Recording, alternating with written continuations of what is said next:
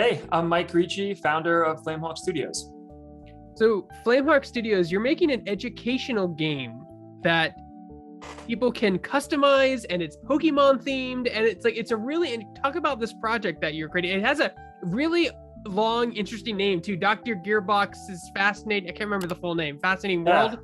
It's the mechanical world of Dr. Gearbox. Right. Sorry. So, we were all over the place with names when we first started. And, there are movies like that and with super long names. It's like The Curious Case of Benjamin Button. Like there's things out there with names like that. And, we thought we can get away with it. And, 3 years later, we're still going strong with it. So I think it's here to stay. But so I think the genesis of the game is a bunch of us on the team who originally started are parents.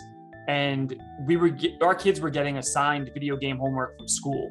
So my kids were getting math homework. Both of them were getting math homework from the public school systems here in New Jersey. And I've been playing video games. I'm 44. I've basically been playing video games since Palm, right after that. So I grew up in the arcades and that kind of stuff. And I'm really passionate about my video games. And I'm going to make an argument that the games they were being assigned weren't fun as a dad who had to play them with my kids. So, I just kind of put together a group of people that had the same thoughts. And we said, what if we look at what our kids like to play? And I looked at my kids and they were playing Roblox and Minecraft and anything Pokemon. I have a 14-year-old and a 9-year-old. We started this. They were, whatever it was, 5 and 10. And that's what was super popular, So we were like, if we're going to do this right, I am interested in the pioneers that came out with this stuff in the first place, right? Because we're not even from the gaming industry. We're parents who decided to get into this to solve a problem, really. And so like the pioneers, we understood my kid would rather play those games than sit at the dining room table and with a pen and paper and do their homework or like that. But they would never play the game over Minecraft or Pokemon Sword and Shield or something. So we said, all right, what are the elements of these games that our kids really like? And we distilled it down to a few things. They love character customization. And myself and our creative director, Josh, are the types of guys that when we get a game that has a character creator, we end up sitting in there for like 2 hours before we even play the game. So we understand that appeal. The general customization of your character, my kids were big into like, could I get $10 for this currency or $10 for that game? And because they want to get something that looks really cool so they can show that it wasn't about pay to win, it was just about pay to look cool. And, my whole thing was feeling like, we probably dump like $500 a year as a family into all these different in-game currencies. And when they're done with that game, they're going to never have anything to show for it. So, there was this whole swirl of ideas. You can't take that with you from one game to another yet. I know there's startups out there that are thinking about stuff like that or how to cash in. That is a definite hole. Like when you spend I have friends who have kids same age, and if it was up to them, they would spend hundreds of dollars every day on Fortnite just in costumes and emotes, and they're completely worthless when they decide to make a 2 or whatever happens. Yeah. Sure. I mean, my oldest, he doesn't remember playing this game. It was called Hero Up. It was a Marvel game, and we were basically paying every month for this game so he could unlock Thor and unlock Iron Man. And now if I talk, first of all, that game's not even around that I know of. And second of all, if I ask him about it, he doesn't even know what I'm talking about. And I'm like, dude, I know what we're talking about because I track our finances pretty closely. And we spent like $310 over 3 years on that game. So there's no recollection whatsoever. So I know where this is going with these other games. It's got to be hard for a parent as you too, because games like specifically Fortnite's a great example. That game is designed to be predatory toward kids. Like, oh, it's a rotating store. It's only available for this much time. And it reminds you, and when you get rewarded, you only get rewarded so much just out of reach. You have to buy it's kind of jaw dropping. And I played a lot of Fortnite, right? So like I have the original John Wick skin and the night skin, like from like the first battle passes and stuff. And when my kid played, he would like play on my account to show off to his friends that he had the original stuff that would never be available again. So there's this, I don't want to call it an illusion, but there's this feeling of like exclusivity. You need to be able to get certain things, and if you have it, when somebody sees you, that proves that you're OG or you've been here since the ground up or whatever makes it super duper cool and super duper hard to get. So that those flash sales and all that kind of stuff, and that plays a big part into what we were thinking too. That's certainly like one of our pillars is, as a parent, like, what do I feel about when my kids play these games? Right now, generally speaking, they get socialization, which is super important during COVID. So I'm not going to knock both of my kids right now are on their respective computers away from each other with headsets and microphones playing with their friends. So I like that. I'm not the parent who's going to be like, don't do that. I'm the parent who loves it, especially because I know who they're playing with. But I look at it, they're getting socialization, they're getting entertainment, which is of course necessary, again, especially considering what's going on in the world.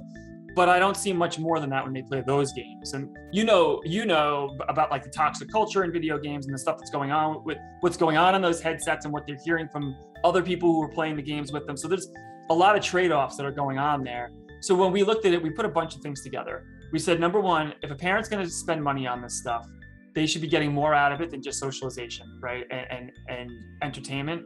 For us, we said their kids should be getting educated, and part of that money needs to go to a good cause. So part of it, we haven't released our subscription model yet, but when we do, part of what we're going to do is, when you have a Netflix subscription or whatever else, it's going to ask you what's your name, and your name's Greg, and it's going to say, where do you live and what's your credit card information? And ours is going to say, here's a list of charities. Which one of these charities do you want a portion of your subscription to go to? And that's non-negotiable. So whatever our subscription price is going to be, we're looking at the typical $9.99 per month, that may change. A piece of that is going to go to one of these charities. And we've already been talking to Special Effect and Extra Life and Magic Wheelchair and Child's Play, all of these charities that basically, in some way, shape, or form, are looking to help people play video games. Special Effect is really cool. If you're basically born without hands, they'll come to your house and help you play Minecraft with your breath. So that's the kind of stuff that we look at that, and they're doing real work to me. I came from banking and financial technology, and there's a lot of not that going on in those industries. So when I look at this type of stuff, and I look at games like you mentioned, I've got no problem with Epic. They make amazing games, and I play them. Fortnite sometimes makes $400 million in a month, and I just look at that and say, if we can make a fraction of that, we don't need millions of dollars to run a startup studio, and we'd give ourselves modest salaries. Let's break off a significant portion of that and find kids who just really need that and deploy that money in good ways.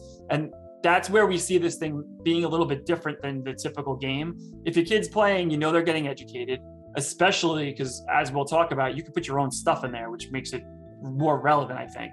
And a piece of that's going to charity. So as a parent, all that money that I was spending on Robux and V-Bucks and all that different type of currency, I feel a little bit better if my kid walked away nailing his tests, and if I knew some of that money was going towards people who are making tricked out wheelchairs for kids. That makes me feel, as a dad, that just makes me feel more connected and better about it.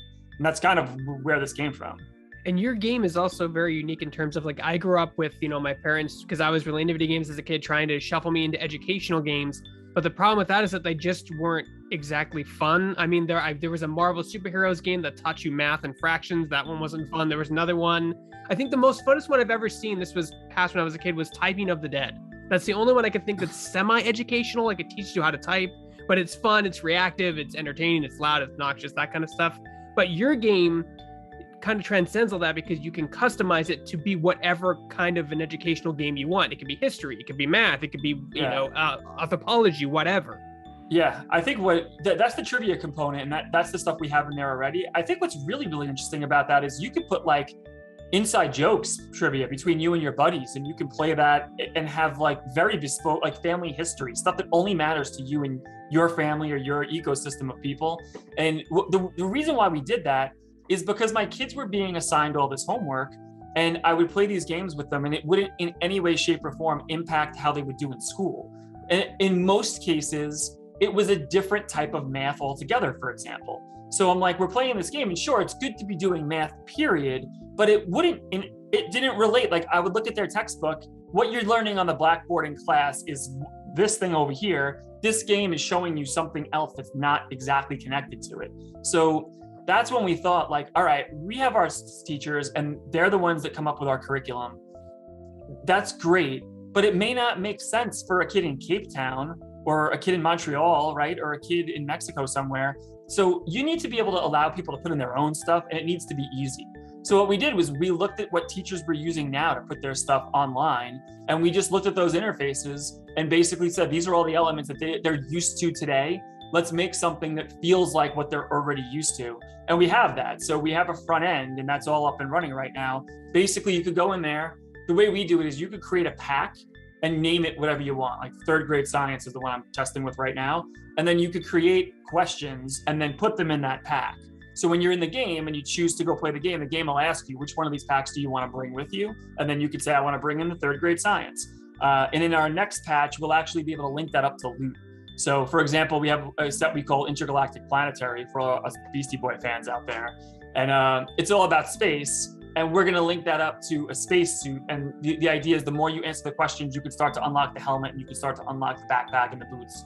So unlike games where you spend your money on the store and you instantly get something, here you've got it to earn the stuff that you want to be wearing, but through your academics. So it basically incentivizes kids to know their stuff. That's really the point behind the whole thing. And while all that's going on, there's a dashboard that tracks everything. So as a parent, you can have your tablet or your phone and you can, in real time, watch the graphs move up and down of how your kid is doing in this game.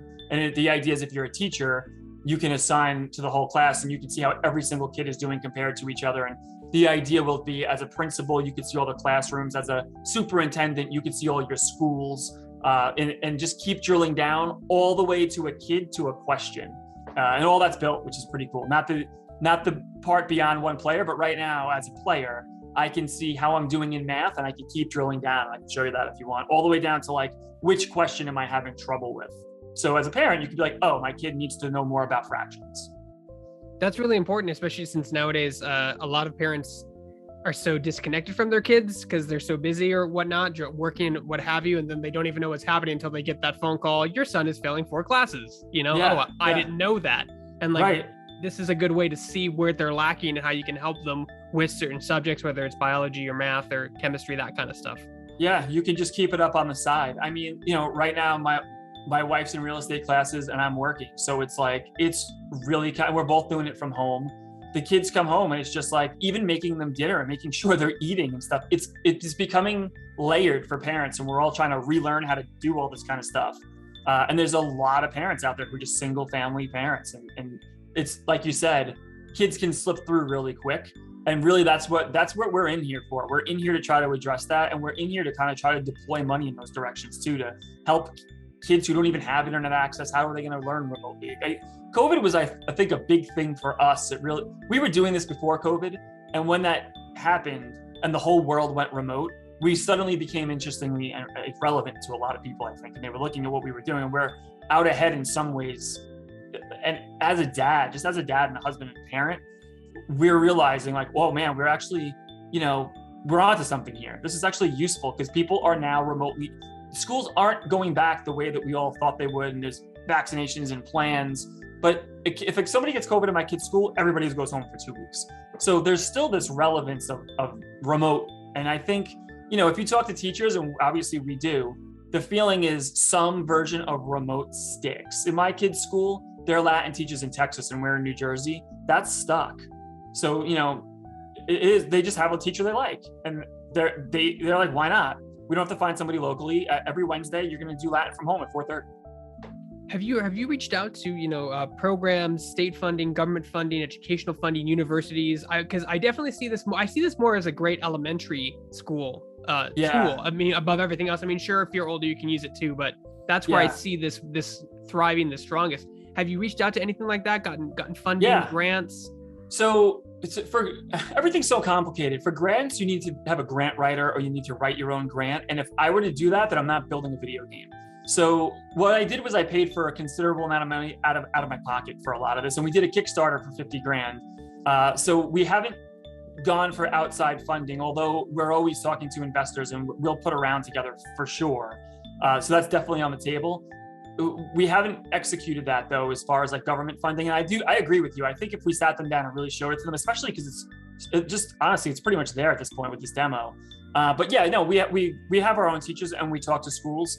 I think where we may fit in, if you're familiar, basically like Quiz Bowl, if you're familiar with what Quiz Bowl is, instead of playing on the football team or the baseball team, some kids are kind of like on this thing where they line up on both sides and a teacher will ask a question and you have a buzzer. It's kind of like a game show. And we see ourselves a little bit like that, where we're like a trivia game that kids can play PvP head to head against each other with their own school curriculum. And that's why, to your point, we think we're really relevant for like bringing esports, indoctrinating the kindergarten through 5th grade into esports. Because, I talk to a lot of esports companies too about this stuff, and we're talking to schools for sure. If you can give Call of Duty to a college kid, and you can give, argument's sake, you can give Fortnite, say, to a high school kid, you can give Rocket League to a middle school kid. What are you giving a kindergarten through 5th grader? Because kids love to play video games, right? So what are you going to give these kids? Our argument is you give them us because we're their homework. So when these kids play this, it can be Mrs. Smith's class. All the kids can go head to head in a PvP tournament with her math stuff or her science stuff. It doesn't really matter. And that's where we see ourselves being an interesting fit. So what I've done is approach the esports companies here in the United States. And I said, look, college esports is huge, it's scholarship sport. It's like imagine when I was younger, if that existed, my life path would have been very different. Oh yeah, I think everyone's would be. Yeah, I mean, yeah. Right? It just like Ninja Gaiden professionally, like what? Yeah, like I didn't even know that you can go into making video games. I went into banking, right? Like and of course at that, when I was in college in the 90s, you definitely could have went to school for programming or 3D animation, or these things which would have gotten you into the video game industry, but there was no clear mental path and nobody sat me down and kind of pointed me in that direction, where now it's completely different. So you see high school esports programs all the time, and there are companies that are well-funded in the United States that are bringing that up off the ground. And there's really cool programs like the Varsity Esports Foundation is a really good example. They'll help your school get a whole esports lab going. If you don't qualify and you can't afford the budget, they'll come in and help you find ways to get you scholarships to get that up and running and show you what equipment you need. And there's so many studies, it's ridiculous. Like kids, there's an innovation school in Canada that we talked to. When COVID happened, their game design class was the only class in school that had 100% attendance remotely throughout the entire time. I think in the whole district or something. It was like a crazy stat. So you can see that this stuff really resonates with kids, especially at the high school level, and it keeps them out of trouble. Attendance rises. There's also this whole it's gonna rot your brain that we grew up with when we were kids. That's kind of getting flipped on its head a little bit, and we're learning that kids are learning really valuable skills through video games. And that's where we fit, man. That's for us, with the general public, it's a subscription model. For us with schools, it could be completely different. It's never going to work to charge a kid by a month with the school system. So for us, it's more like, what number makes sense to you to get all your kids playing this thing? And there's definitely, there's definitely an ecosystem for us there. And that's, our goal is lofty. It's to be in every school, in every continent, in every language. So you got to start somewhere. We're obviously not there yet.